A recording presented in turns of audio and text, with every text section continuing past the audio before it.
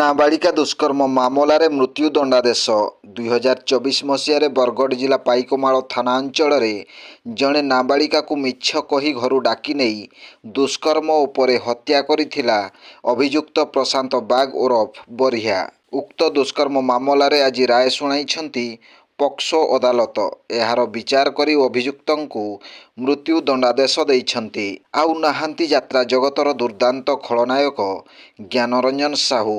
45 ବର୍ଷ ବୟସରେ ସେ ଆରପାରିକୁ ଚାଲିଯାଇଛନ୍ତି।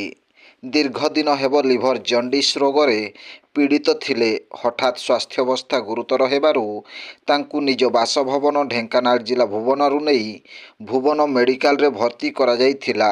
ଚିକିତ୍ସାଧୀନ ଅବସ୍ଥାରେ ଯାତ୍ରା ଜଗତର ଚର୍ଚ୍ଚିତ ଖଳନାୟକ ଜ୍ଞାନରଞ୍ଜନ ସାହୁଙ୍କର ମୃତ୍ୟୁ ହୋଇଛି। ଭୁବନେଶ୍ୱର ପୁରୀ ଜାତୀୟ ରାଜପଥର ପିପିଲି ଥାନା ଅନ୍ତର୍ଗତ ମଙ୍ଗଳପୁର ନିକଟ ଜମାଲପୁର ଗ୍ରାମ ଛକ ନିକଟରେ ରାସ୍ତାରେ ଯାଉଥିବା ଏକ ସ୍କୁଟି ଉପରେ ଯାତ୍ରୀବାହୀ ବସ୍ଟି ଚଢ଼ିଯିବା ଫଳରେ ସାମ୍ବାଦିକା ଶିଲା ପଟ୍ଟନାୟକଙ୍କ ସମେତ 2 ଜଣଙ୍କର ମୃତ୍ୟୁ ହୋଇଛି।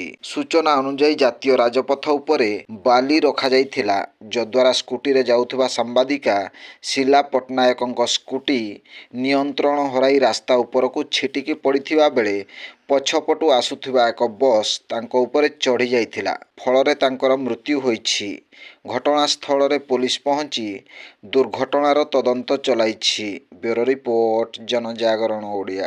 ଭିଡ଼ିଓ ଗୁଡ଼ିକ ଆପଣମାନଙ୍କୁ ଭଲ ଲାଗୁଥିଲେ ଆମ ଚ୍ୟାନେଲକୁ ସବସ୍କ୍ରାଇବ୍ କରିବା ସହ ଲାଇକ୍ ସେୟାର କରିବାକୁ ଭୁଲନ୍ତୁ ନାହିଁ।